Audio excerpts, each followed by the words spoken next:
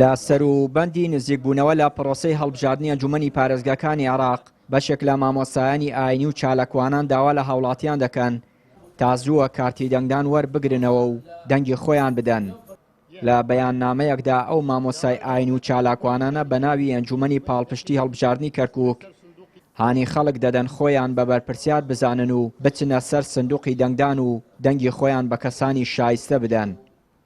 یەک داوا لە هاوڵاتیانی کوردی شاری کەرکووک و دەوروبەری دەکەین بچنە سەر سندوقی دەنگدان و دەنگ بدەن بەو لایەنەی کە خۆیان پێیان باشە.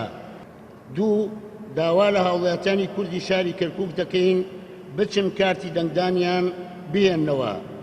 سێ دەبێت تاکی کورد لە گرنگی ئەم هەڵبژاردنە تێبگات کە چارەنووسسازە و هەر دەنگێک گزارش دەکات لە ئایندەی نتەوەکەمان لەم شارە.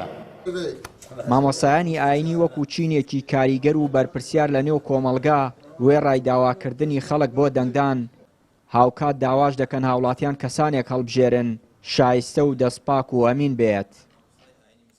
لە ڕووی شەرعەوە ئینسان دەنگدان دەبێت ئەوە بزانە شایەدیە کاتێک ئەچی دەنگ بە کەسێکە دەی یعنی من شایەدی دەم ئەو کەسە شایانی ئەوەیە کە نوێنەری ئەم ملەتە بێ لە ئەنجومەنی پارێزگا یاخود لە پەرلەمانی عێراق.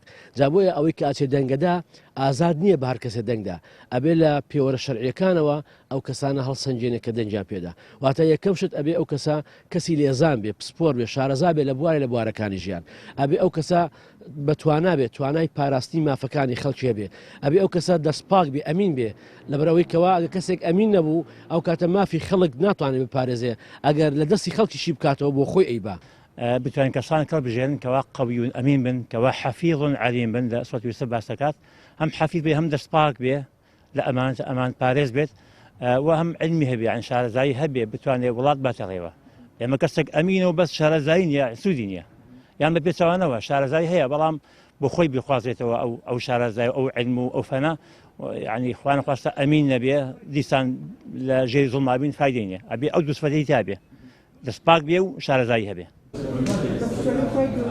مامۆستایانی ئاینی شاری کەرکووک ڕۆڵی گرنگیان هەبووە لە وشیارکردنەوەی هاوڵاتیان و هاندانیان لەسەر یەکلاییکردنەوەی پرسە گرنگەکانی شارەکە.